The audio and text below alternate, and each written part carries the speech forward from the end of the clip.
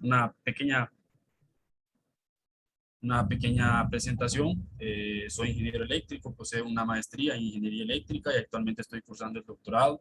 Además, soy profesor en el Departamento de Ingeniería Eléctrica en una ABS de Honduras y me desenvuelvo como investigador en el Centro de Excelencia en Eficiencia Energética de la Amazonia. También participo como revisor de trabajos y conferencias y revistas internacionales. Mi línea de investigación, como el ingeniero lo mencionó, son calidad de energía, eficiencia energética, movilidad eléctrica y sistemas motrices. Actualmente participo en dos proyectos de investigación, uno relacionado a la gestión de la energía, en el cual soy coordinador del Frente de Medición y Verificación, y otro relacionado a la movilidad eléctrica, en el cual tenemos un sistema híbrido con vehículos eléctricos, sistemas fotovoltaicos y varias fuentes de energía. Cuento con publicaciones en Brasil, Francia, Chile, Suiza, Reino Unido y recientemente Alemania, en las áreas antes mencionadas. Algunos de los trabajos pueden ser encontrados en los links pues, compartidos. La presentación de este día he decidido separarla en dos principales tópicos. Uno que va a hablar sobre la evolución de los motores eléctricos y finalizando con una pequeña comparación. Y en la segunda fase vamos a hablar sobre los primeros o los principales tópicos o puntos a ser considerados para la sustitución de motores eléctricos. Entonces, en cualquier momento ustedes pueden tener alguna duda, pregunta, siéntanse a total disposición, sea pues por comentario, no sé cómo es la metodología, o también por el chat. Eh, Vamos entonces a proceder. Entonces, inicialmente vamos a hablar sobre las consideraciones generales, un poco sobre los motores eléctricos, cómo ellos están clasificados globalmente, qué son los MEPS, los Minimum Energy Performance Standards, y vamos a hablar sobre la evolución de los motores eléctricos, qué ha producido que ahora existan mayores eficiencias en los motores eléctricos, qué ha hecho que estos motores ahora sean más eficientes, y vamos a comparar algunas tecnologías con base en resultados experimentales que hemos realizado en nuestro laboratorio, y a partir de ahí vamos a realizar algunas conclusiones. Bien, globalmente en esta presentación estoy colocando aquí las referencias, caso que en algún momento alguien quiera acceder. Entonces, globalmente existen más de 300 millones de motores eléctricos instalados en los sectores residencial, industrial y comercial en todo el mundo.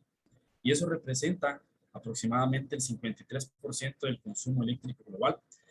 Desde ahí ya podemos ver la importancia que tienen los sistemas motrices, los motores eléctricos en el mundo. La mitad de la energía consumida es debida a motores eléctricos. A partir de ahí podemos iniciar entonces a la importancia que debe dársele a esta categoría. Y es a partir de ahí entonces que tanto fabricantes como investigadores, viendo la carga que representan globalmente, han buscado formas de disminuir el consumo de estas máquinas eléctricas, sin embargo, sin que esto afecte la operación de las mismas. Y de esta forma comenzaron en los años 2000, a finales de los 90, a aparecer diferentes motores eléctricos con mayores eficiencias. Fue aquí donde se dio una de las primeras clasificaciones, que fue la de la NEMA, motor de eficiencia de alta eficiencia, como le llaman allá, high efficiency. Y después la IEC en 2008 decidió armonizar o clasificar todas estas clases de eficiencia existentes, específicamente la norma IEC 60034-31. Y en ese momento ellos clasificaron las clases de eficiencia en cuatro. El motor estándar, que es el motor que todos conocemos, el motor de eficiencia normal.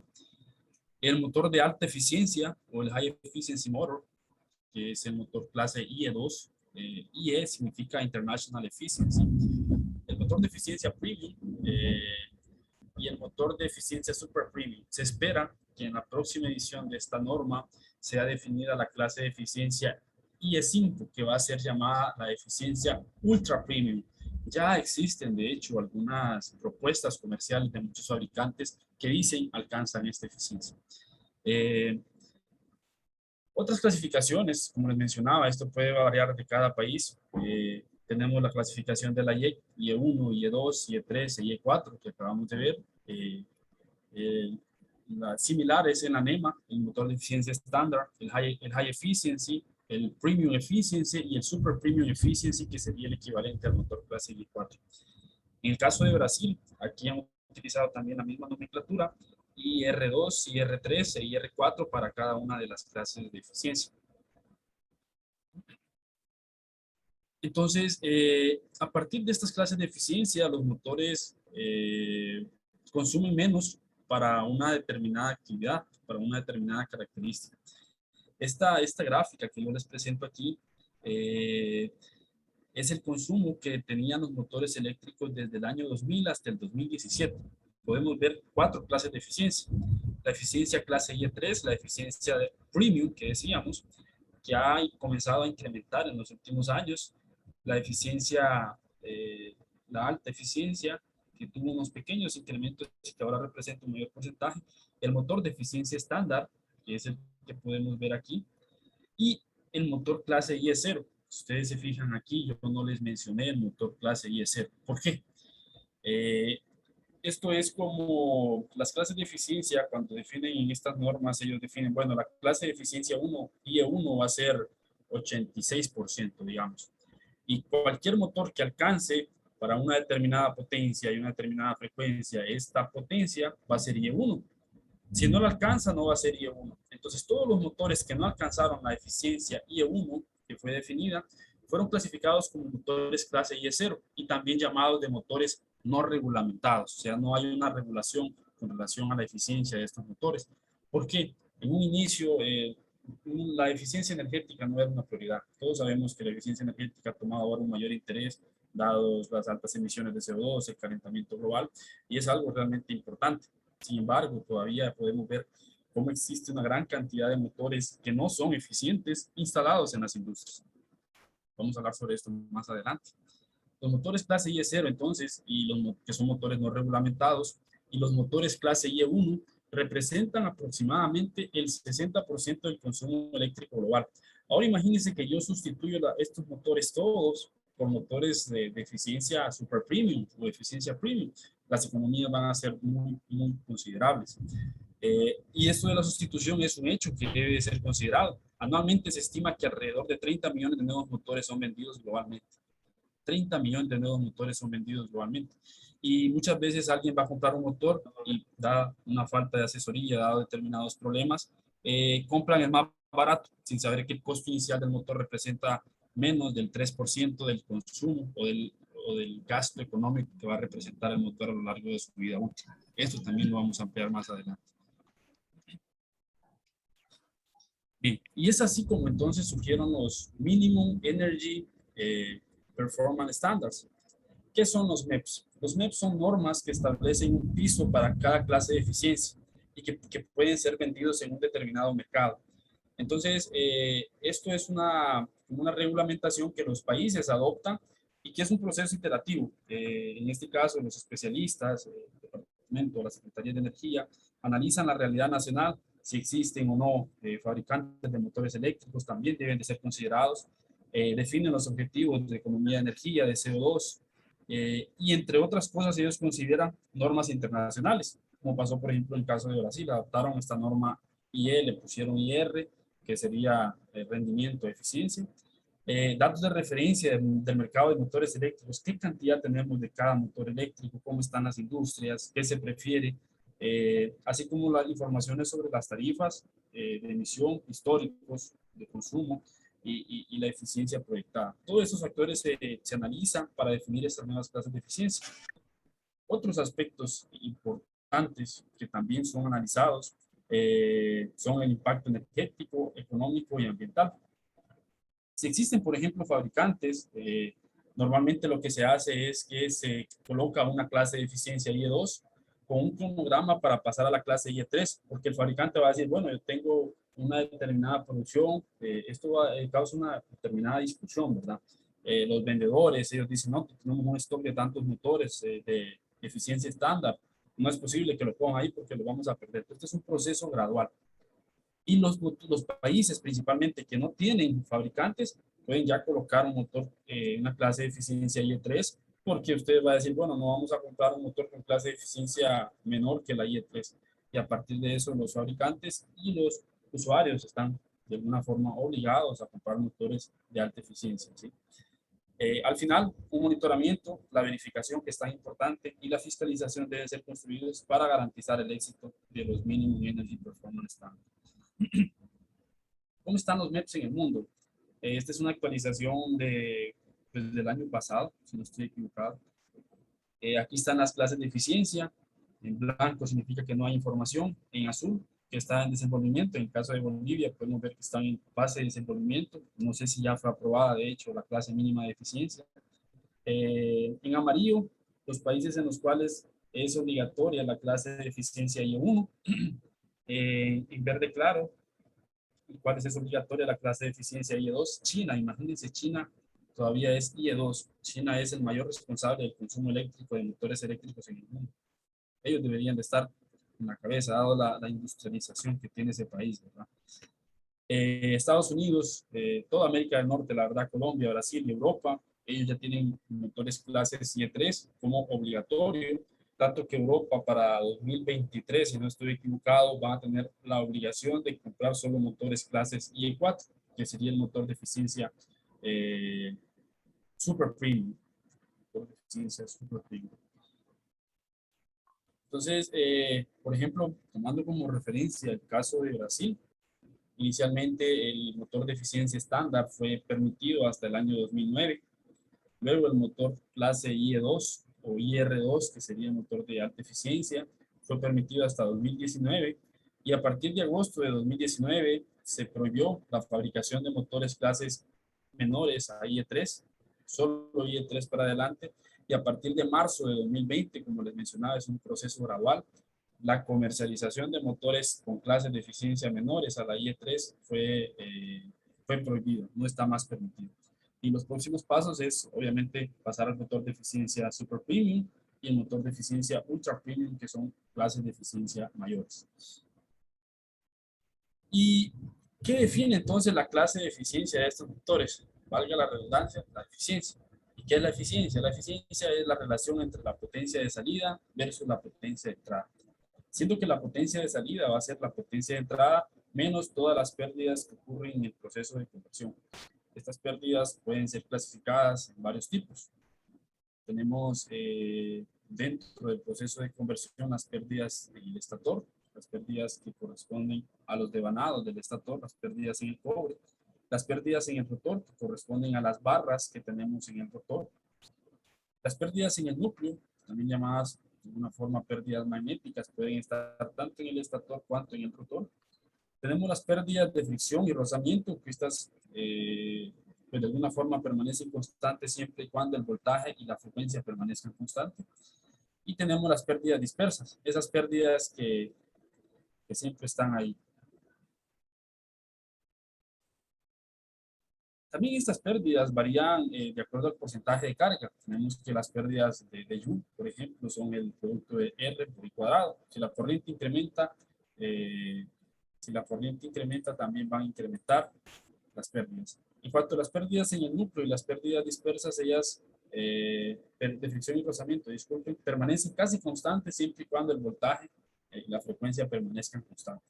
Aquí tenemos que esas casi no varían con relación al porcentaje de carga, en cuanto que las pérdidas dispersas, las pérdidas en el rotor y en el estator van incrementando a medida que incrementa el porcentaje de carga del motor. ¿Y cómo están distribuidas estas pérdidas? ¿Cuáles son los principales componentes o qué componentes representan mayores pérdidas en los motores eléctricos? Bueno, para eso está esta gráfica, en el cual podemos observar que las pérdidas en los motores eléctricos varían principalmente de acuerdo con la potencia del motor, y este es el porcentaje. Entonces, para un motor de 1 HP o un CB o 0.75 kilowatts, las pérdidas R por I cuadrado en el estator y en el rotor representan casi el 80%, mientras que las pérdidas en el núcleo representan un 20%, fricción y rozamiento un 2-3%, y las pérdidas dispersas un 2%. Y a medida que la potencia del motor va incrementando, vemos que estas pérdidas van disminuyendo y otras pérdidas también van incrementando. Estos factores fueron considerados, obviamente, para mejorar la eficiencia. Todo se puede mejorar aquello que se puede medir, aquello que podemos cuantificar, ¿verdad? Entonces, los investigadores y los fabricantes identificaron qué porcentajes, qué componentes del motor eléctrico representaban las mayores pérdidas, y a partir de ahí crearon estas mejoras en los motores eléctricos. Entonces tenemos que las pérdidas son clasificadas como pérdidas constantes. Ocurren siempre que el motor esté energizado y permanecen constantes para un dado voltaje y velocidad, y las pérdidas variables, que varían de acuerdo con el porcentaje de carga del motor. Las pérdidas constantes son las pérdidas en el núcleo y de fricción y rozamiento, y las pérdidas variables son las pérdidas ómicas del rotor y del estator, y las pérdidas dispersas. Acá tenemos el mismo gráfico que habíamos visto anteriormente. Y este gráfico aquí presenta, fue Fuselage, reconocido investigador en el área de motores eléctricos, un artículo un poco antiguo de 2008. Él analizó el impacto que tiene cada uno de los componentes o una mejora en estos componentes, qué impacto va a tener en eficiencia. Por ejemplo, nosotros vimos aquí que el rotor, los conductores en el rotor y el estator representaban el mayor porcentaje de pérdidas. Y es eso lo que se ve aquí. Si yo hago una mejora en los materiales activos del motor eléctrico, yo voy a tener el mayor impacto en la eficiencia del motor eléctrico. Luego, las geometrías del rotor y del estator. Ya el proyecto, el diseño del motor y el motor. Eh, los materiales activos, como aclarando, son todos aquellos que hacen parte del proceso de conversión de la energía, provienen del rotor, estator y núcleo ferromagnético. El nivel de temperatura, todos los motores de eficiencia, ellos tienen una clase de aislamiento, se le llama. Esta está relacionada con la temperatura máxima que ellos pueden soportar y eh, que pueden tolerar, ¿verdad? Entonces, en motores más eficientes también este nivel o esta clase de aislamiento ha sido mejorada para que puedan soportar mayores temperaturas y por lo tanto sean más tolerantes ante diferentes disturbios que pueden estar presentes en todos los sistemas eléctricos. La laminación del material es otro aspecto que ha sido considerado, colocar materiales en el núcleo con menores pérdidas en watts sobre kilogramo para mejorar la eficiencia, tolerancias en la manufactura, air gap dimensions, que serían la distancia entre hierro. Cuando usted hace un análisis magnético en el motor, usted ve que en el entrehierro la intensidad, que es una medida del esfuerzo que hace la corriente para crear un campo magnético, es muy alta comparado con el núcleo ferromagnético. Y las pérdidas aquí, entonces, son altas. Si yo consiguiese disminuir esta distancia, conseguiría reducir las pérdidas, pero ojo, también tenemos que considerar otros aspectos, como aspectos operacionales. Un motor con un entrehierro menor y que está con un pequeño desalineamiento en instalación, puede terminar perjudicando. Entonces son algunas características que deben ser consideradas. La eficiencia del ventilador, vamos a ver algunos casos. La tasa de transferencia del material del motor, el proceso de manufactura y los rodamientos. Entonces, ¿cómo han sido mejoradas las pérdidas de fricción y rozamiento? Aquí tenemos un pequeño artículo, creo que este fue presentado en China, en el cual tomaron dos ventiladores.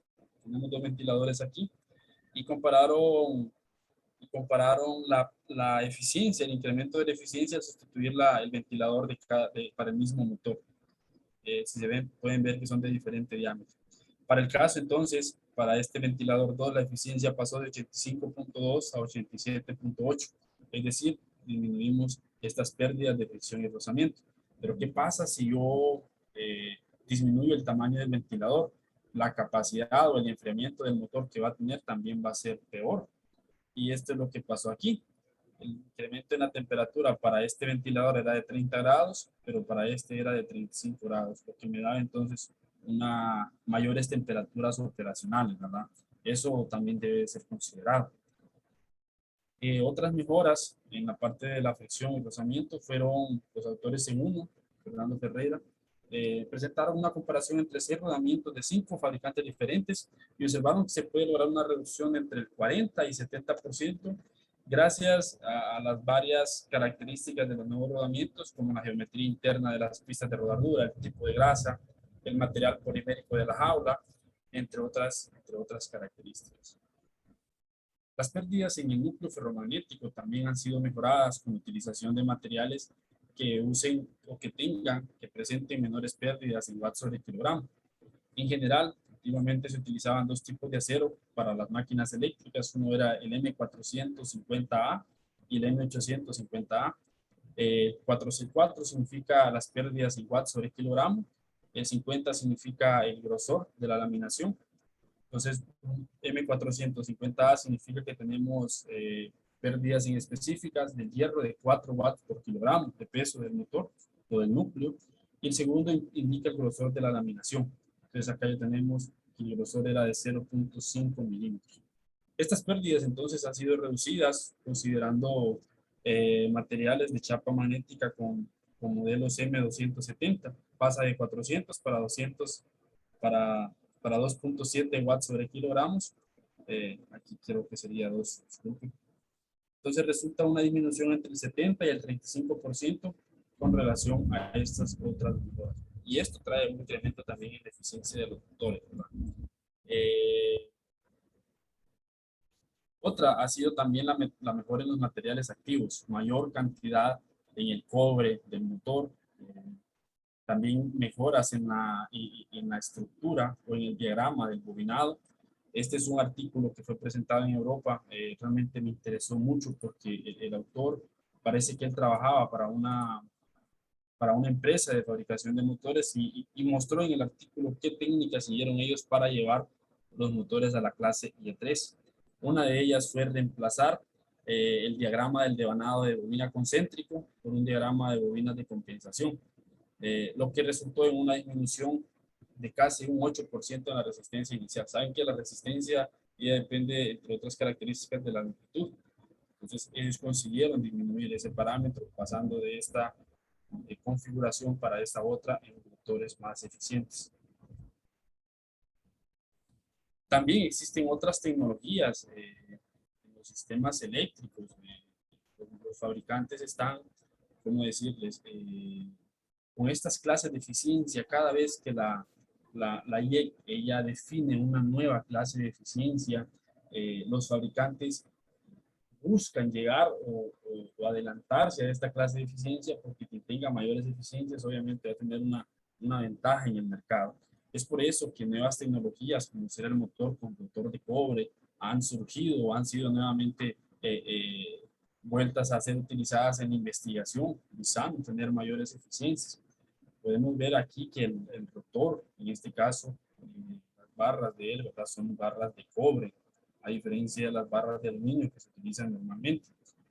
Y podemos ver aquí una comparación entre la eficiencia de un motor premium, clase IE3, y un motor de cobre. Tiene una mejora significativa en eficiencia, dadas las características conductivas.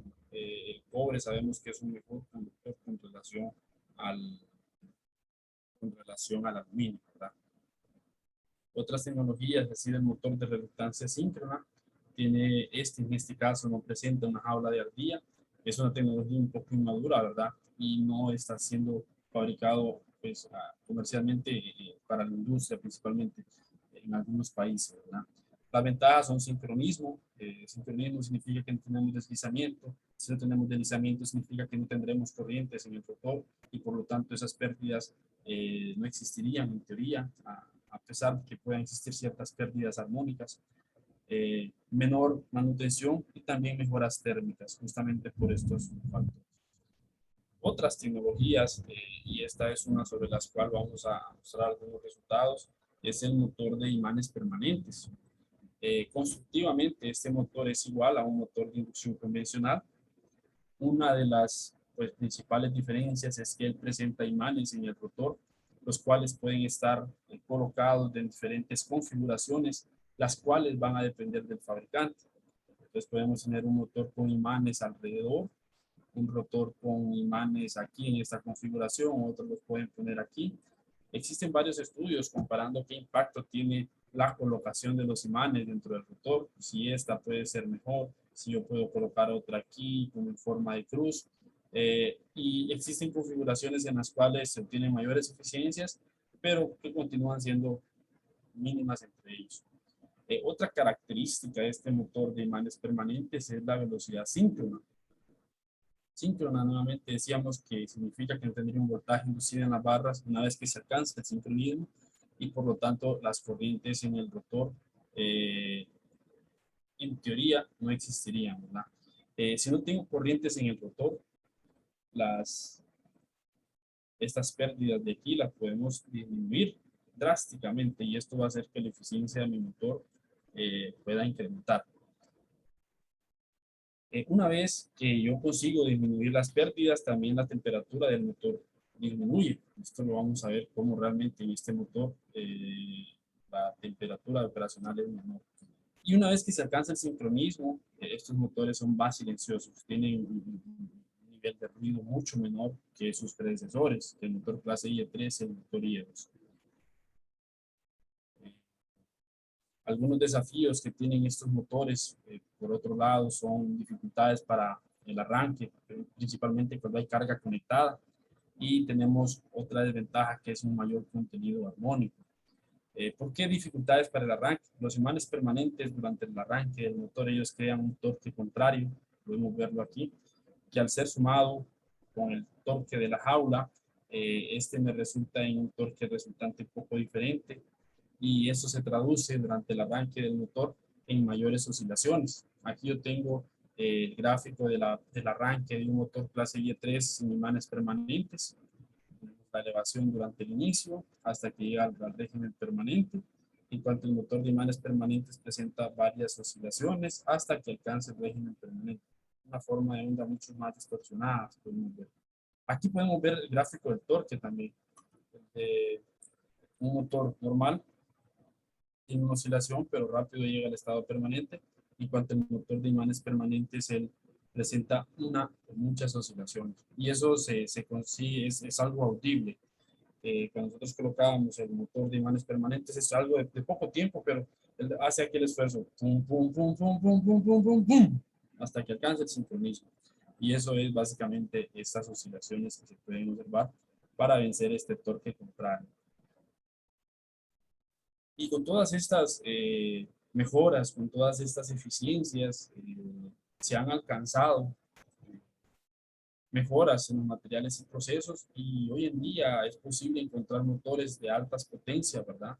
Con eficiencia de hasta 97%, lo cual para un motor es algo pues, realmente importante. Tenemos aquí hasta una gráfica del motor clase IE5, las eficiencias esperadas para esta clase de eficiencia. Quería ver si hasta este momento tienen alguna duda, pregunta, comentario.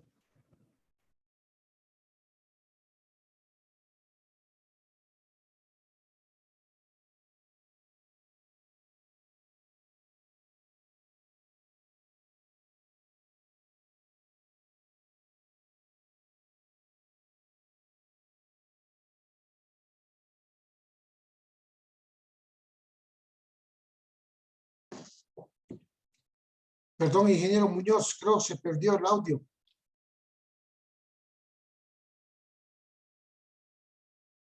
Hola, hola, ¿me escucha? Sí, ahora sí se escucha. Listo, listo. Bueno, si no hubieran preguntas, entonces vamos a continuar con la presentación.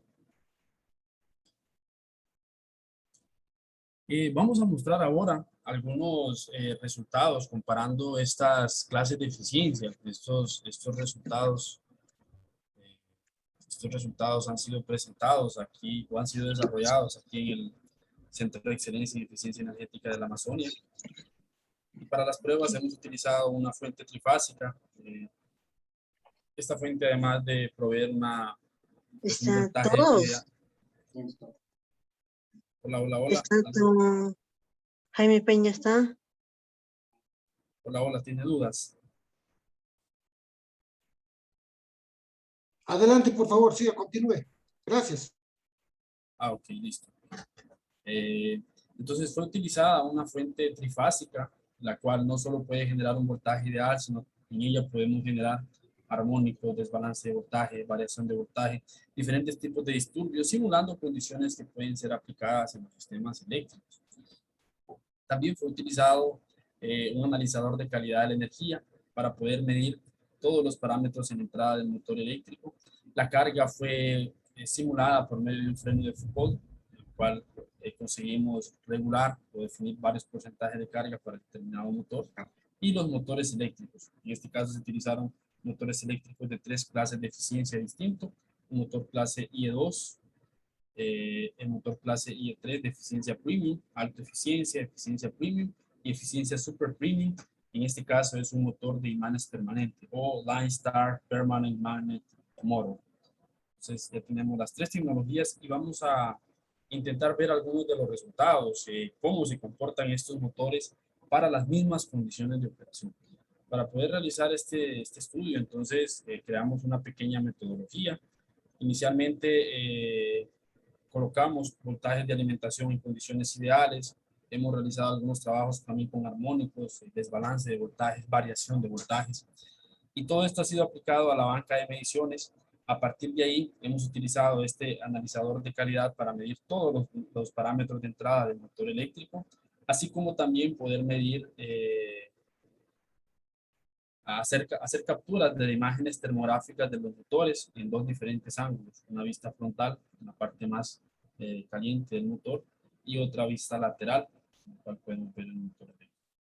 A partir de eso, los datos fueron procesados y diferentes estudios como análisis de estadísticas, matrices de correlación, modelos de temperatura, han sido desenvolvidos, además de comparar los motores en estas condiciones, ¿verdad?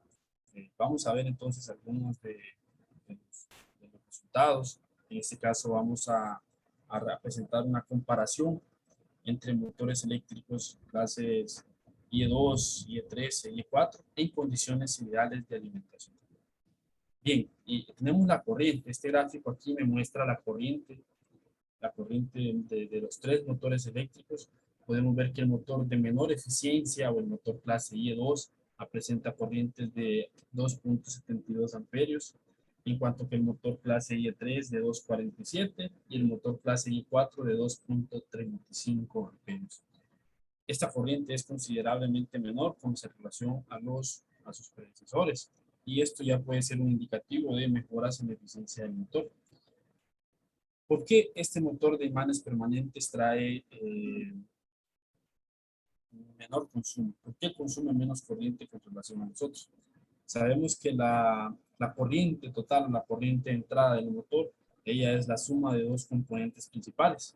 Una es la corriente de magnetización necesaria para crear los campos magnéticos y otra es la corriente debida a la carga, aquella I2 que podemos ver en el circuito equivalente. La suma de ambas es la corriente de entrada que estamos viendo aquí. ¿Qué es lo que pasa con los imanes? Todos saben que los imanes, ellos crean su propio campo magnético. Entonces, esta contribución de los campos magnéticos es como que yo tengo una pequeña fuente en el rotor y contribuye realmente con esta magnetización, con esta interacción entre los campos magnéticos, lo que hace que la corriente de magnetización para este motor de imanes permanentes sea menor y consecuentemente la corriente total. Sin embargo, los imanes permanentes no solo traen beneficios, también traen algunos desafíos. Por ejemplo, si hablamos desde el punto de vista de la calidad de la energía, podemos ver aquí que la forma de onda de un motor clase IE3 que no tiene imanes, esta es la forma de onda de voltaje y esta es la forma de onda de corriente. Podemos ver que en una carga lineal, ¿verdad? La forma de onda de la corriente, ella replica la forma de onda del voltaje. Entonces, voltaje senoidal perfecto, corriente senoidal perfecto. En el caso del motor de imanes permanentes, podemos ver que el voltaje es perfecto, como aquí, pero la corriente ya presenta pequeñas distorsiones armónicas en cada una de sus fases. Como todos saben, el parámetro para medir el contenido armónico es la Total Harmonic Distortion o la tasa de distorsión armónica, y esto fue analizado para este motor, por los tres motores, la verdad, y pudimos encontrar que el motor de imanes permanentes presenta tasas de distorsión armónica de hasta 4 veces mayores que la de los predecesores. En este caso, el motor IE2 presenta una tasa de 2.5%, el IE3 de 2% y el motor clase IE4 de 7.5%. Entonces, esto es un punto que también debe ser considerado, ¿verdad? Dado los, los usos a gran escala que se pueden dar a este motor y que podría terminar impactando, por ejemplo, en la calidad de energía de una determinada industria. Aquí tenemos una descripción de los armónicos presentes, en este caso para cada uno de los motores, para el motor clase IE3, desde el armónico 0 hasta el 50, y el motor clase IE4. Podemos ver mayor contenido armónico, quinto, séptimo, como armónicos de mayores frecuencias, 17, 23, hasta el 43.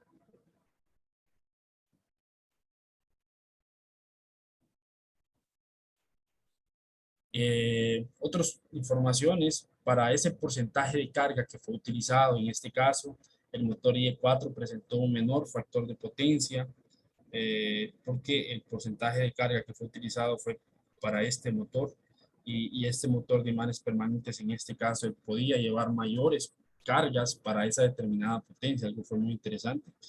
A plena carga, el motor de imanes permanentes presentó el mejor factor de potencia.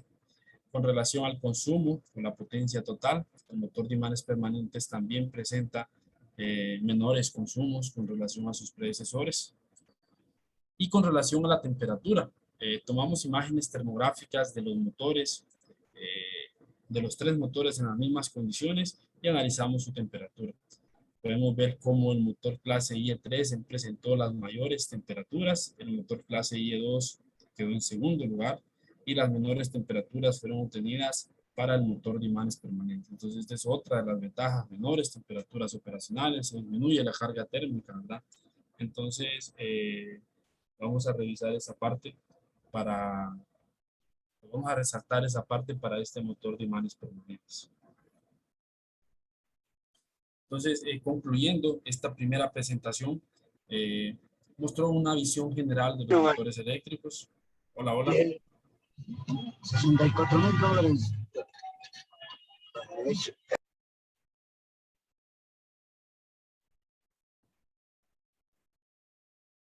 Adelante, por favor. Ok. Entonces, esta primera clase presentó una visión general de los motores eléctricos, su importancia en eficiencia energética, así como un análisis de sus componentes y las mejoras que se implementaron para una mayor eficiencia operativa. Desarrollamos una regulación, presentamos una revisión de las regulaciones y el etiquetado existentes en el mundo con relación a los motores eléctricos. Abordamos la evolución de las diferentes tecnologías existentes, sus principales características y desafíos, con un enfoque en el motor de imanes permanentes analizado con pruebas experimentales. Entonces, dentro de lo presentado, observamos que el motor de imanes permanentes presenta menores consumos, menor ruido y menores temperaturas comparados con un motor de menores eficiencias. En condiciones ideales, este motor se presenta mucho mejor en relación al consumo y otras características que los otros motores, sin embargo, con algunas dificultades para el arranque, especialmente con carga conectada, y observamos que este presentaba mayores contenidos armónicos. ¿Sí? Esta sería la primera presentación sobre la evolución de los motores eléctricos. Quisiera saber si tienen alguna duda, preguntas.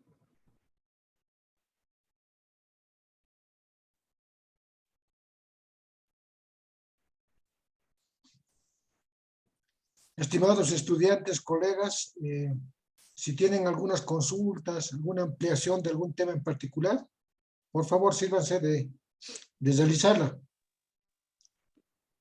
Ingeniero, buenas tardes. Buenas tardes, Pregunta, te por favor. escucho. Sí, ¿Cómo está, adelante. Una pregunta ahí. Ingeniero, Dígame. bueno, mi pregunta es sobre un motor monofásico. Si es que tengo un motor monofásico de voltaje 220 y una corriente de 18.6, bueno, para alimentar este dicho motor, ¿qué tipo de generador tendría que, bueno, atribuir para que alimente este motor? Bueno, este motor se estima que va a trabajar en una mina por adentro, va a trabajar como elevador para un tipo guinche, y el generador tiene que entrar conjuntamente con el motor. Entonces, ¿qué tipo de características tengo que saber en especial para escoger un buen generador? Bien puede ser trifásico o monofásico. Hola Enrique, con relación a su pregunta, debe considerar también las condiciones en las cuales va a operar, ¿verdad? Para la mina.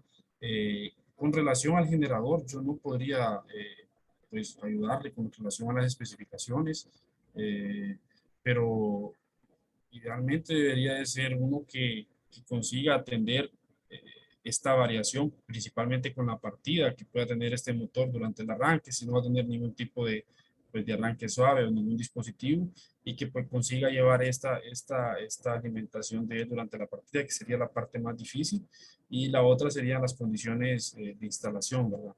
Con relación al generador. Una cosa bien general. No podría así como darle más informaciones con relación al generador. No es mi área así de expertise, ¿sabe? Está bien, ingeniero, gracias. Listo, con gusto. ¿Alguien más tiene dudas, preguntas?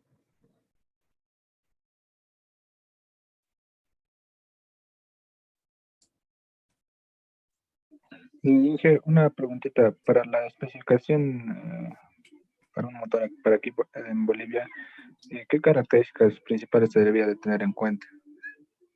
Para la especificación del motor. Sí, para una especificación de un motor. Ok, para la especificación del motor usted debe considerar, dentro de otros aspectos, qué tipo de operación él va a tener, si va a tener un servicio continuo, si él va a mantener una operación continua desde que arranca, o va a tener bastantes arranques y paros, o va a tener un arranque, una partida durante el momento, después va a alcanzar el equilibrio térmico y después va a partir. El tipo de operación que él va a tener son algunas de las características, el voltaje de alimentación en la zona que usted va a tener, eh, qué qué otras cosas puede considerar, el tipo de carga que usted va a llevar también debe de ser considerada y obviamente la eficiencia energética. ¿Qué otros aspectos debe de considerar? El lugar de instalación, las condiciones atmosféricas, el grado de protección que va a tener de acuerdo a la zona de instalación. Creo que sería eso. Y los requisitos de la carga que va a mover o que va a movimentar con ese motor eléctrico, ¿no? Está bien, muchas gracias, ingeniero. Con gusto. ¿Alguien más tiene dudas, preguntas?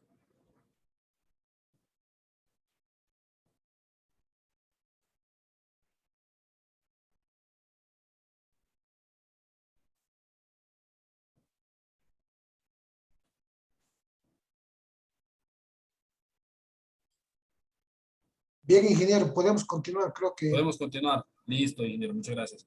Esta segunda presentación, vamos a ver de alguna forma algunas de los principales aspectos que debemos de considerar para realizar la sustitución entre los motores, ¿verdad? Tenemos un motor que está operando y vamos a intentar sustituirlo por un motor de una mayor eficiencia. Entonces, la agenda sería inicialmente consideraciones generales sobre los motores eléctricos. Vamos a hablar sobre la vida útil de los motores eléctricos, sobre el rebobinado de los motores eléctricos, cómo leer la placa nominal, qué características tenemos que considerar, qué informaciones debemos utilizar para la sustitución, la clasificación de la eficiencia en el motor existente, así como campañas de medición y verificación. Vamos a mostrar un pequeño estudio de caso y otros aspectos como ser los análisis técnicas y económicos. Entonces, recordando, los motores eléctricos de menores eficiencias, los no regulamentados y el motor clase Y1 representan aproximadamente el 60% del consumo eléctrico global. Entonces, la sustitución es una realidad que nos puede traer muchas mejoras en la eficiencia energética de los motores eléctricos. Este es un estudio, este gráfico en específico aquí, un estudio que fue realizado en Suiza para una muestra de 4.142 motores. En ella se analizaron la edad y la vida útil que tenían los motores comparado con pues, la esperanza de vida útil mínima de un motor eléctrico, ¿verdad? Y fue encontrado que todas las muestras analizadas, gran cantidad de estos motores eléctricos instalados, estaban operando por encima de su esperanza de vida útil. Y esto se debe principalmente a que pues han sido rebobinados o han tenido en otros casos pocas horas de operación, el mantenimiento ha sido correcto, no trabajaron en sobrecarga. Pueden ser muchos factores, pero enfocándonos en la parte del bobinado, podemos ver que el bobinado del motor eléctrico, si él no es realizado de la forma correcta, puede traer disminuciones en eficiencia del motor por cada uno de los rebobinados. Algunos autores o fabricantes dicen que la eficiencia puede variar desde 1 por la pérdida en eficiencia hasta el 7.5%. La vida útil del motor también podemos ver que varía de acuerdo con la potencia nominal. A una mayor potencia nominal yo tengo mayor vida útil en este caso, pero que depende también como de la calidad del servicio, ¿verdad? Qué tipo de alimentación y las condiciones de operación. Entonces, lo que hablábamos, ¿verdad? De acuerdo con la literatura, el rebobinado eléctrico puede resultar en disminuciones en eficiencia entre 1 y 7.5%. Sin embargo, también existen casos en los cuales la eficiencia puede ser mejorada. En el caso de motores eléctricos de mayores eficiencias, existen grandes posibilidades de sufrir disminuciones, debido a que en la búsqueda de mayores eficiencias, los fabricantes, disculpen, pueden utilizar configuraciones diferentes, por ejemplo, del bobinado, aquel ejemplo que les mostraba que pasaba de un bobinado concéntrico para otra configuración que mejoraba la eficiencia, disminuía las pérdidas, y esto en algunos casos puede ser negligenciado. Yo hablaba con un amigo que tiene taller de rebobinado y le comentaba, y si cuando te llega un motor de mayores eficiencias, ¿cómo sabes vos qué bobinado, qué tipo de configuración tenía, o ustedes usan el mismo para todos? Ahí él me dijo como, no, sí, nosotros lo analizamos, pero yo entendí que en realidad no, ellos aplican el mismo esquema de bobinado para todos los motores, y esto puede tener un impacto en la eficiencia, como pudimos observarlo en la presentación pasada. Entonces, esta parte de la eficiencia energética del motor es algo que debe ser considerada. De acuerdo con estadísticas, el costo de la adquisición e instalación del motor representa aproximadamente 2.5% del costo que va a tener el motor eléctrico a lo largo de su vida útil. La manutención, aproximadamente otro 1.5%. Y la energía, o el costo que usted va a pagar en energía por la operación del motor, es de 96%. Entonces, en realidad no deberíamos de ver ni siquiera el costo inicial, sino la eficiencia o el consumo que tiene estos motores a la hora de comprarlo, ¿verdad? El costo de un motor clase I4 hace algunos meses estaba entre 1.1 y 1.3 veces el costo del motor clase I3, mientras que el costo del motor clase IE3 estaba aproximadamente 1.3 veces el costo del motor clase IE2. Pero las eficiencias o las mejoras con la sustitución de estas tecnologías se pagan muy rápido. Yo voy a mostrar algunos resultados, creo que por aquí lo tengo. Tenemos aquí, esta es una publicación que hicimos. Y aquí es como si estuviésemos analizando la sustitución de un motor clase IE1 por un motor clase IE3 o un motor clase IE4. Inicialmente el costo del motor clase IE4 es mayor, disculpe, pero con las eficiencias o con la disminución en el consumo, a largo plazo la economía que yo voy a tener con ese motor es mucho mayor. Llegaba a $12,000, en cuanto que en el otro llegaba aproximadamente $8,000. Estas son algunas de las ventajas de pagar un poquito más durante la compra del motor, ¿verdad? Puede traer beneficios a largo plazo. Entonces, ¿qué consideraciones debemos de tomar para la sustitución? Los valores de potencia, voltaje y corrientes nominales, la eficiencia nominal del factor de potencia, el tamaño de la carcasa, buscar que idealmente tenga el mismo tamaño de la carcasa.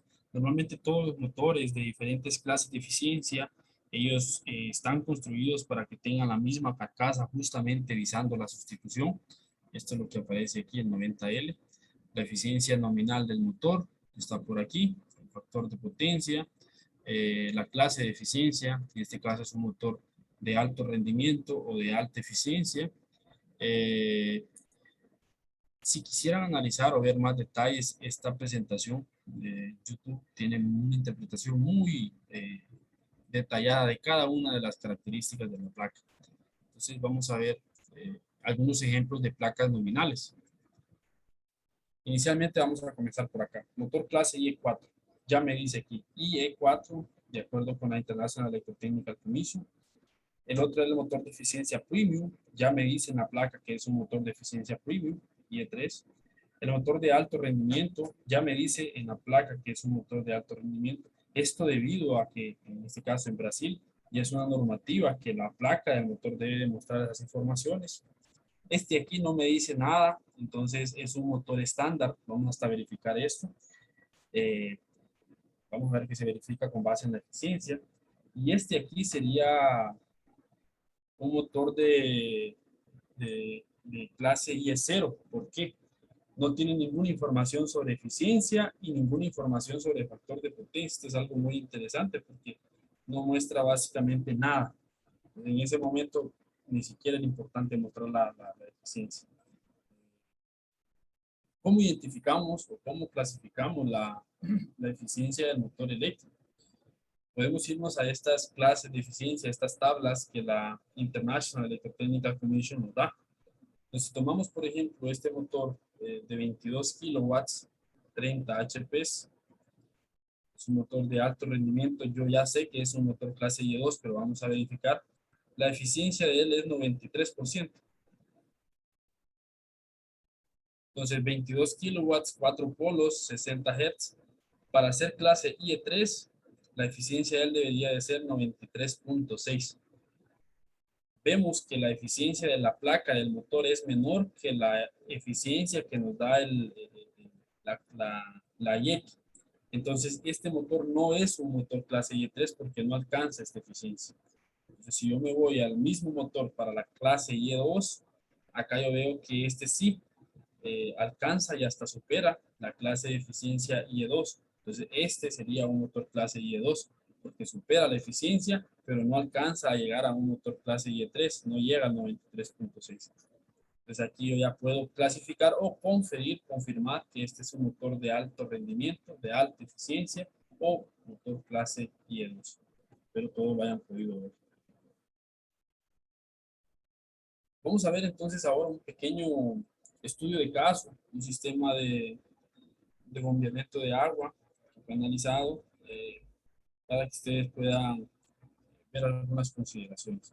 Entonces tenemos un sistema de bombeamiento con dos motores de la misma potencia en este lado y otros dos motores de la misma potencia en el otro. Los datos de cada uno de ellos son presentados aquí. La potencia de salida, la velocidad nominal, la eficiencia, en este caso en uno de ellos no estaba disponible, ni tampoco el factor de potencia, la corriente nominal y la clase de eficiencia. Esas son las placas de los motores. 20 HP, 20 HP, este casi no da para ver, pero este es el mismo. 220, 380 voltios. La corriente para esa voltaje nominal, 220 es con 52.6 y 380 con 30.5. La eficiencia es 90.2 y el factor de potencia es 0.83. El esquema de conexiones, trifásico, 60 Hz, la velocidad nominal, la corriente en la carga, el grado de protección, la clase de aislamiento relacionada con la temperatura del motor, el factor de servicio que está relacionado con el porcentaje de sobrecarga que puede llevar el motor en unas condiciones. Y podemos ver entonces aquí las características de uno de los motores. Acá tengo el otro par de motores. Aquí es 1730 RPM, 10 CVs o 10 HPs, 220 voltios, 380 voltios. Para 220 la corriente es 28 amperios y para 380 la corriente es 16 amperios. Clase de aislamiento B, la corriente nominal, la corriente en el arranque es de 7 veces. El factor de servicio es 1.15 para este motor, lo que se consigue ver en la placa.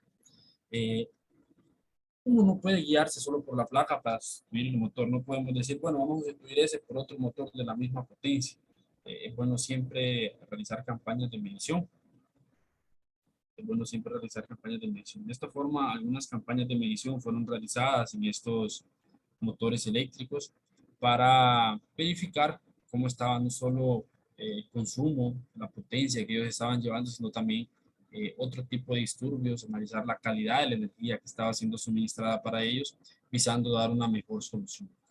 Entonces, en Brasil se tiene el protocolo PRODIS módulo 5 que muestra algunas características para la medición. También puede ser considerado el protocolo internacional de medición y verificación de performance, entre otras normas sobre la medición de equipamientos.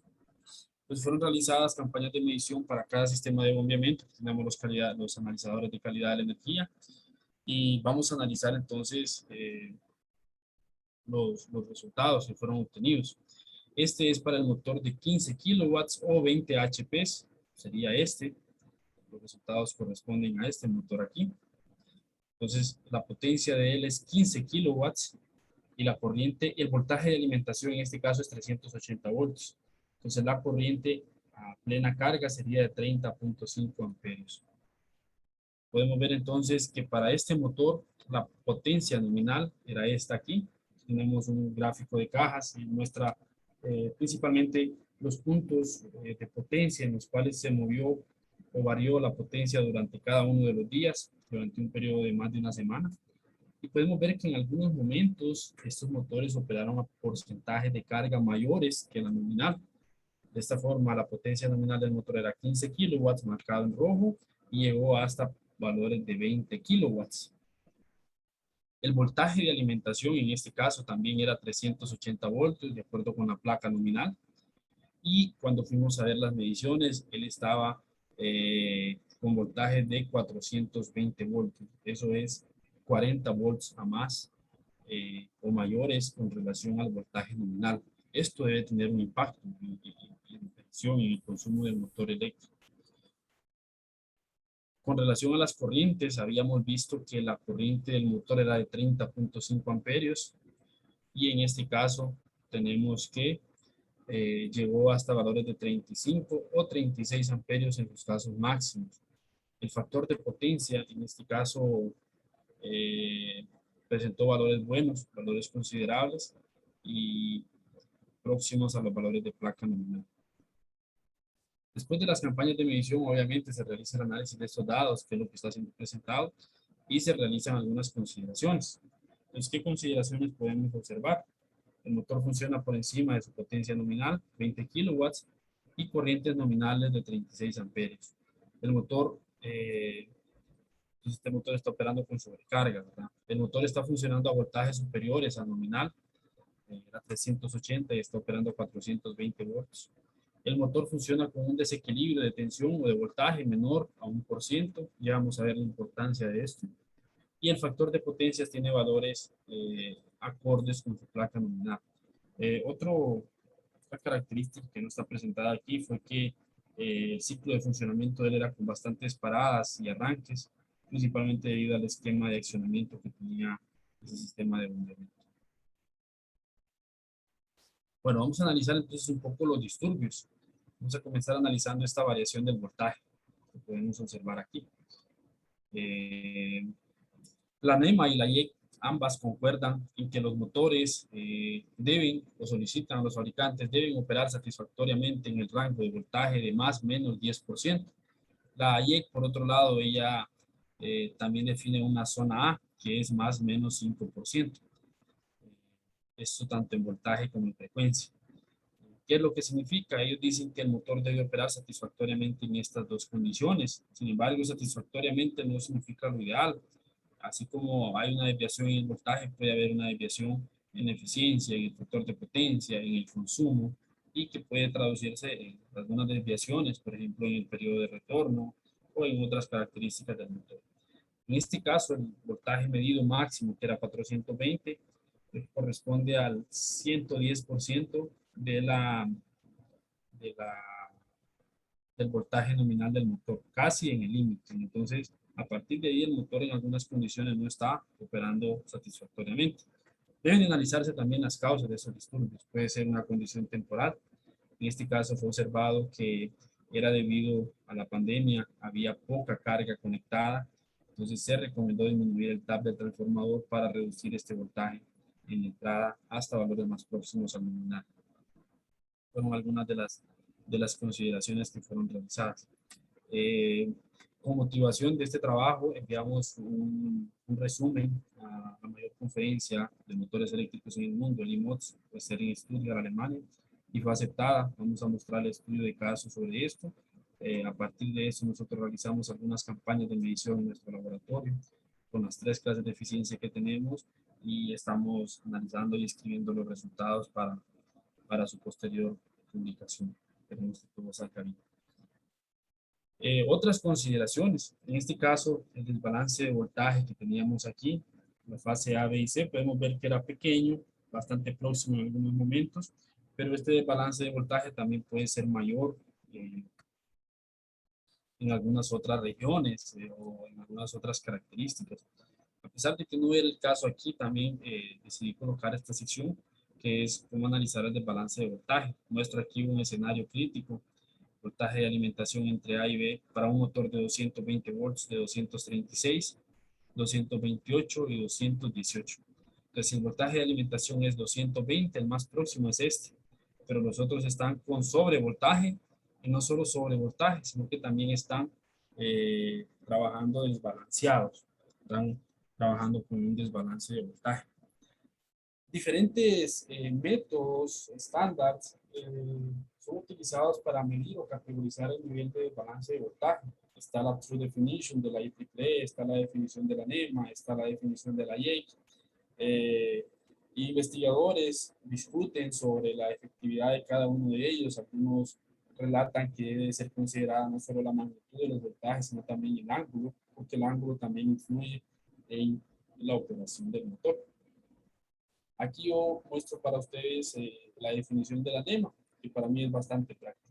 Yo tomo los 3 voltajes nominales medidos y a partir de ello yo calculo el voltaje promedio, la suma de los 3 entre 3. Y para calcular el desbalance de voltaje yo debo de analizar la máxima desviación de voltaje con relación al voltaje promedio y dividirlo entre el voltaje promedio. Entonces la máxima desviación que se da con relación a 227.3 es de este valor. De acá serían, creo que 9, poco menos de 9. De acá es menos, casi está en el valor. Y con esta era la que se daba la mayor desviación. Entonces, básicamente con esto me da una relación de 9.33. Entre el voltaje nominal me da un desbalance de voltaje de 4.11%. La NEMA recomienda que todos los motores deben de ser sobredimensionados, o ellos dicen to the rate the motor, para desbalances de voltaje mayores que 1%. ¿Por qué? ¿Por qué el desbalance de voltaje es tan serio y que yo debo de sobredimensionar el motor en el momento de analizar estos parámetros? Estos gráficos corresponden a esta publicación aquí, se los voy a compartir. Fue publicada en la revista IEEE pasado. Y en ella analizamos básicamente este efecto del desbalance de voltajes en los 3 motores eléctricos analizados.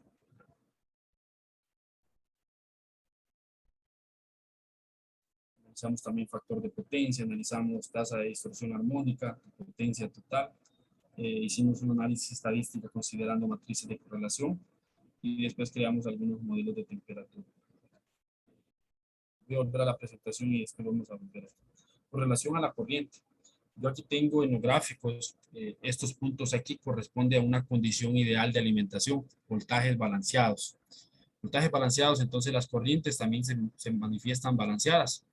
Cuando yo coloco un desequilibrio, en este caso aquí yo tengo un desequilibrio de 1% en el voltaje, las corrientes también comienzan a desbalancearse. Corriente en la fase A, B y C, y la corriente promedio. Entonces eso me produce un desbalance en las corrientes y hace que estas se incrementen un poco arriba del voltaje o de la corriente que estaba llevando. Con 3% de desbalance de voltaje me da mayor desbalance de corriente, ustedes pueden ver aquí, se va elevando, y con 4% ya llega a valores bastante altos. Entonces, si la corriente nominal de este motor era 2.5, con un desbalance de 4, llega a valores muy altos. Eso hace que las pérdidas incrementen en una de las fases. Eso hace que la temperatura incremente en una de las fases. Si el motor no tiene un programa de mantenimiento adecuado y está lleno de polvo, la transferencia de calor no va a ser adecuada y eso va a hacer que a largo plazo o a pequeño plazo, dependiendo de las condiciones, esa fase pueda ser cortocircuitada, se queme, el aislamiento, el barniz que trae se vaya debilitando y produzca el daño en el motor. Condición peor es para el desbalance con sobrevoltaje. Acá este era con bajo voltaje, voltajes por debajo del nominal, y este es con voltajes por encima del nominal. Miren que pasa de menos de 2.5 hasta 3.5. Entonces, en una condición continuada, esto puede resultar en la disminución de la vida útil. ¿Cómo entonces solucionamos eso? ¿Por qué recomienda que la NEMA incrementar la potencia del motor? Justamente porque un motor de mayor potencia puede llevar mayores corrientes. Ahí ese incremento en la corriente no le va a impactar tanto como a un motor que aunque esté adecuado para la carga, no está adecuado para las condiciones de servicio. Algo muy triste, pero que puede ocurrir, ¿verdad? Y aquí en el artículo presentamos imágenes termográficas para cada una de las condiciones. 1% de balance con bajo voltaje, 3% con bajo voltaje y 4% con bajo voltaje. En este caso, el motor de imanes permanentes, el bajo voltaje no fue tan perjudicial. Y con el sobrevoltaje, 1% sobrevoltaje, 3% sobrevoltaje y 4% sobrevoltaje. Inicio y fin. Podemos ver eh, cómo sí impacta en la temperatura el desbalance de voltaje de los motores eléctricos. ¿Tienen alguna duda, preguntas, comentarios?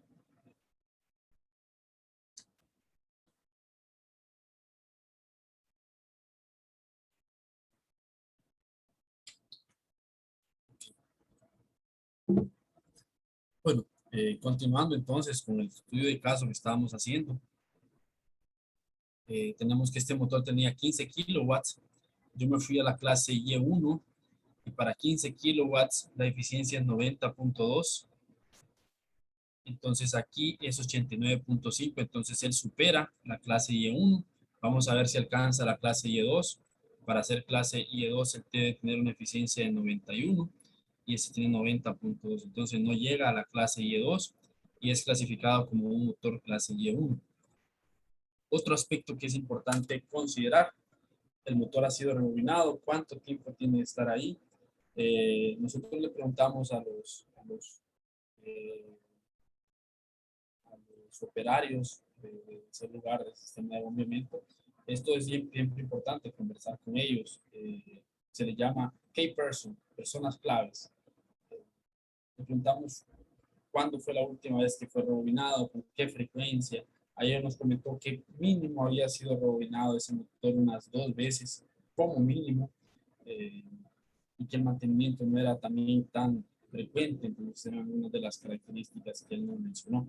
Con base en eso, nosotros decidimos dar una disminución en la eficiencia del motor, dado que había sido rebobinado y no sabíamos, ¿verdad?, bajo qué condiciones fue rebobinado para el caso de la sustitución. Hicimos un análisis económico considerando el consumo del sistema de bombeamiento. En este caso es el local, presentaba una tarifa contratada con demanda, con base en la demanda y horarios de pico y fuera de pico, en el cual la energía es más cara, ¿verdad?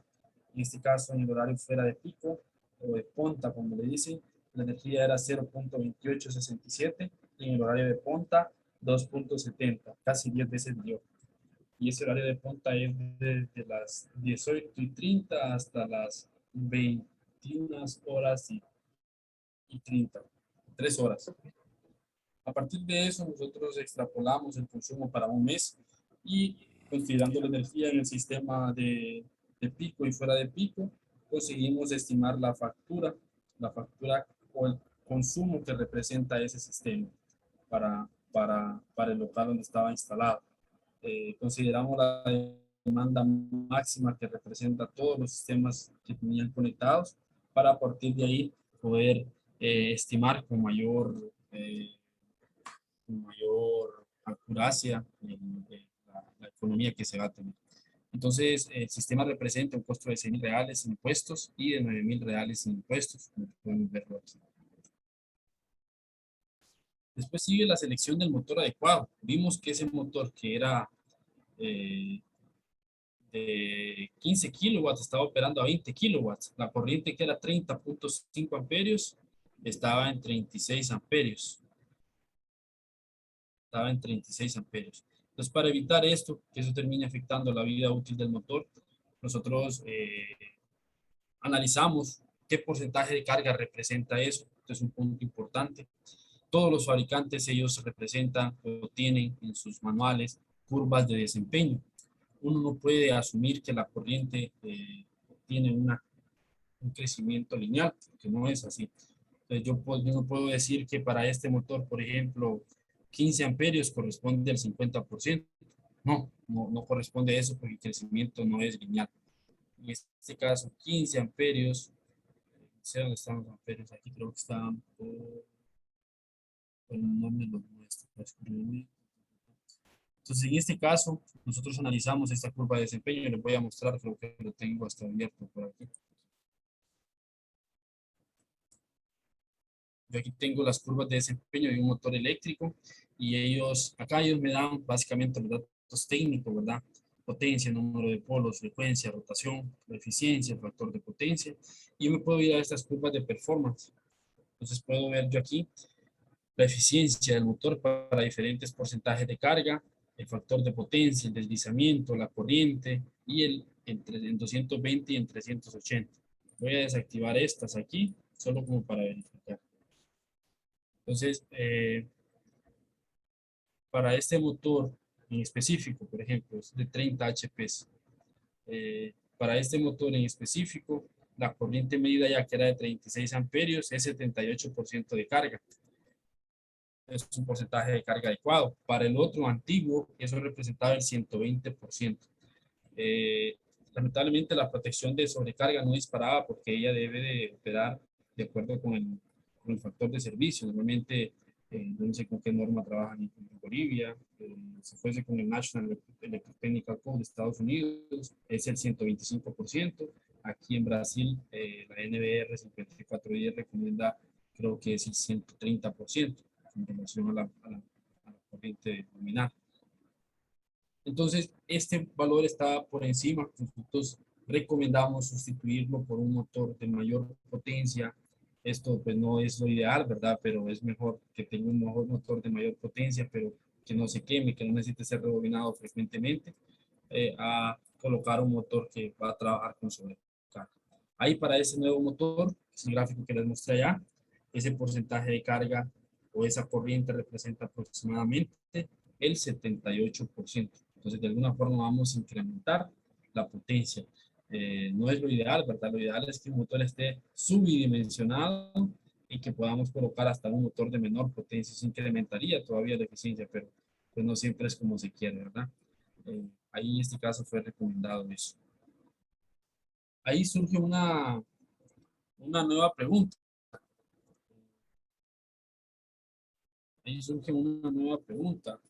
¿Qué tan rentable es? ¿Yo sustituyo el motor inmediatamente o espero que ese motor antiguo se me queme? Nosotros nos surgió esa pregunta y encontramos este trabajo presentado en esta conferencia. Ellos parece que ya pasaron por eso y analizan esa ecuación. Para que la sustitución sea atractiva, el costo del motor nuevo debe ser menor que el tiempo restante de vida útil del motor existente, multiplicado por la economía del motor nuevo a cada año. Entonces nosotros calculamos la economía que íbamos a tener con estas ecuaciones. Pueden ser utilizados varios métodos. Voy a mostrarles algunos. Entonces yo tomo la potencia de salida del motor eléctrico propuesto, el porcentaje de carga que va a representar, la eficiencia del motor antiguo y la eficiencia del motor nuevo. Y con esto yo encuentro la economía en kilowatts. Al multiplicarlo por el número de horas que yo tengo de operación, yo encuentro la energía economizada. Y si yo quiero calcular la economía total, debo de considerar también la demanda, de acuerdo con la tarifa. Los kilowatts de economía por 12, por la demanda máxima, más la economía en consumo por los costos en real o en la moneda de análisis, ¿verdad? Sobre los kilowatts hora. Ahí nosotros realizamos eso. Para el motor antiguo, disminuimos la eficiencia en 4 puntos porque había sido rebobinado más de 2 veces. El porcentaje, la eficiencia del nuevo motor. Aquí la zona de operación y el horario fuera de pico o de punta y en el horario de punta.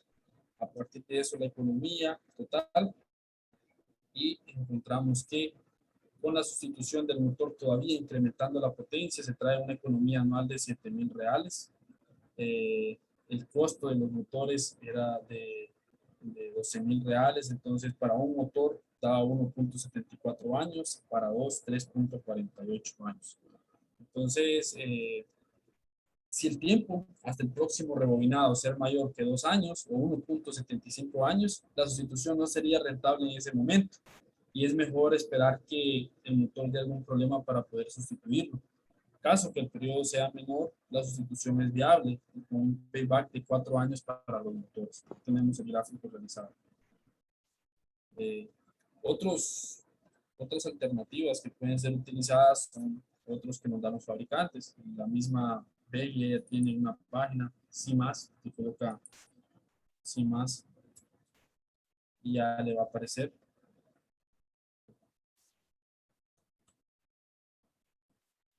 Ya le va a aparecer la página. Y aquí usted puede elegir entre sustituir un motor en operación. En este caso usted define la potencia del motor, el número de polos del motor, la cantidad de motores que se está sustituyendo, el motor por el cual lo va a sustituir, el precio del motor. Ellos ya me dan hasta una estimativa del valor en el mercado, pues con una pequeña desviación con la relación a la que le puedan dar el fabricante, las horas de operación en el año, la edad del motor y el número de rebobinados también se considera. Y a partir de eso y la tarifa de energía, él le puede calcular a usted el periodo de retorno, la tasa interna de retorno, el valor presente líquido, y todo esto usted lo puede imprimir y guardar para sus informaciones. Este es otro de los softwares que puede ser utilizado también para esta parte de existe todavía otro, vamos a volver aquí. Existe todavía otro que es el BD Motor. Este fue desenvolvido aquí en Brasil por la CEPEL. Basta registrarse. Infelizmente, desde hace 2 semanas yo lo estaba utilizando en una de mis clases, el sistema se cayó, conseguí entrar, creé un nuevo usuario y no tiene ninguna base de datos. Creo que debe estar en un proceso de actualización o no sé, pero no se puede accesar. De cualquier forma es este. En ellos tienen una base de datos de diferentes fabricantes. Y a partir de eso tienen una base de datos de diferentes motores de diferentes clases de eficiencia, potencias y velocidades nominales. A partir de eso usted puede definir o buscar el motor existente. Usted puede elegir con base en la potencia, en base en la velocidad, en base en el fabricante, en base en la clase de eficiencia. Y si le aparecen 3 motores iguales, usted puede hasta comparar uno con otro para ver las características, en qué se diferencia un motor con el otro. Aquí, por ejemplo, la diferencia entre uno y otro creo que era el peso. No sé dónde está el peso, creo que estaba así. Después usted puede analizar un ítem. Usted coloca un análisis económica, la eficiencia, los voltajes, la velocidad. Aquí usted puede realizar un análisis colocando la corriente medida o la potencia medida, en este caso con la potencia, y con base en eso él le da el porcentaje de carga. Miren, 123%, el fabricante me decía que era 120, entonces está un poco aproximado. Y a partir de eso él me da soluciones de motores que yo puedo ya sustituir. Si yo no sé qué motor podría ser, él ya me muestra algunas referencias. En este caso, pues es bueno tener un criterio. Me dice que debo colocar motores de 40, pero idealmente sería un motor de 30 HP. Como no me da el motor que yo quiero, usted puede también registrar un nuevo motor aquí, un nuevo motor para que le pueda atender esas condiciones. Ahí después de eso usted puede comparar entre las propuestas que le da, cuál es el mejor, y a partir de eso él le realiza el análisis económico, el periodo de retorno, el valor presente líquido, el valor presente capitalizado. Entonces, todas esas informaciones usted las puede utilizar. Infelizmente, como les decía, esa página no está funcionando. Yo intenté registrarme, no me funcionó. Creé un nuevo usuario y no me dejó entrar. Este es un video de cómo utilizar ese software. Entonces, esta clase básicamente presentó una descripción general del reemplazo de motores eléctricos, los puntos principales a considerar, la importancia de las mediciones en los motores candidatos. Se presentaron también cuestiones matemáticas y software como herramientas de apoyo para el reemplazo entre tecnologías, cómo el reemplazar motores viejos e ineficientes puede generar grandes ahorros energéticos y económicos, tanto para los usuarios como para el país en general. Y esto pues ya es con relación a un trabajo a ser presentado. Esta sería mi presentación. Ingeniero, no sé si tienen alguna duda, preguntas, comentarios.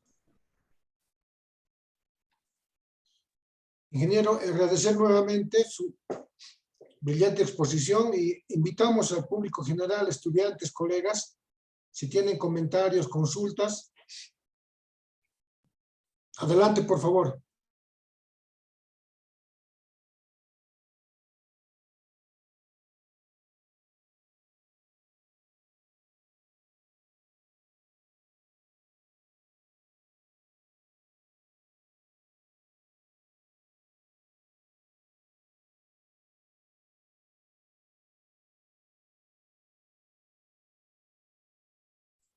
Hay una consulta en el chat, ingeniero.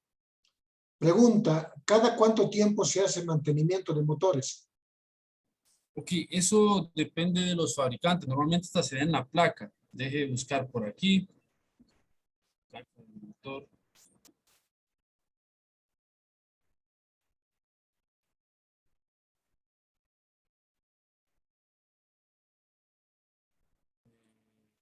Por aquí, en este caso, en este motor me dice que el mantenimiento de los rodamientos se debe dar a las 20.000 horas de operación.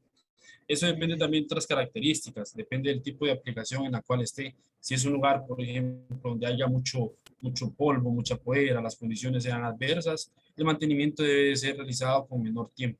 Sin embargo, normalmente el fabricante ya le dice hasta con algunos componentes, ¿verdad? Podemos ver aquí 20.000 horas. No se ve la pantalla, no sé si usted está Ah, presentando. solo un minuto, solo un minuto. Déjenme ver. Aquí.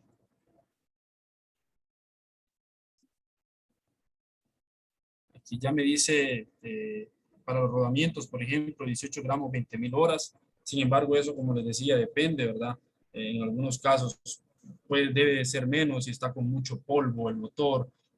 Yo, por ejemplo, hice algunas consultorías en unos beneficios de café y nosotros recomendamos que semanalmente se revisase cada semana cómo estaba para de polvo los motores y todo para que se le diera una limpieza. Habían unos que ni se les movía la ventiladora de la cantidad de poeira que ellos tenían, ¿verdad? Gracias. Les invitamos a realizar consultas, si tuvieran.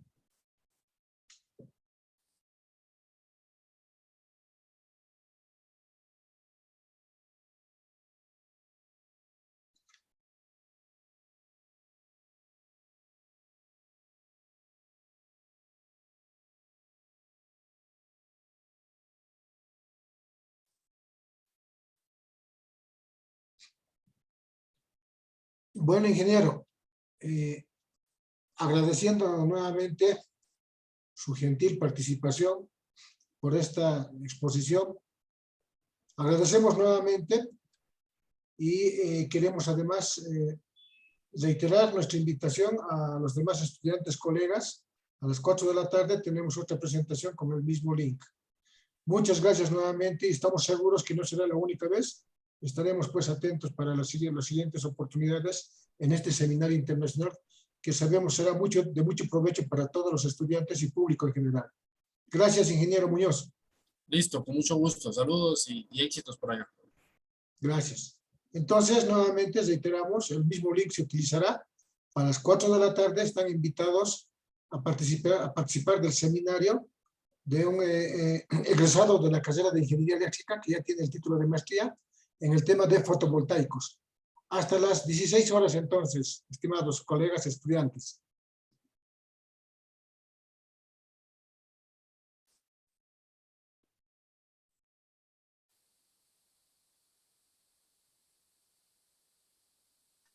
Gracias.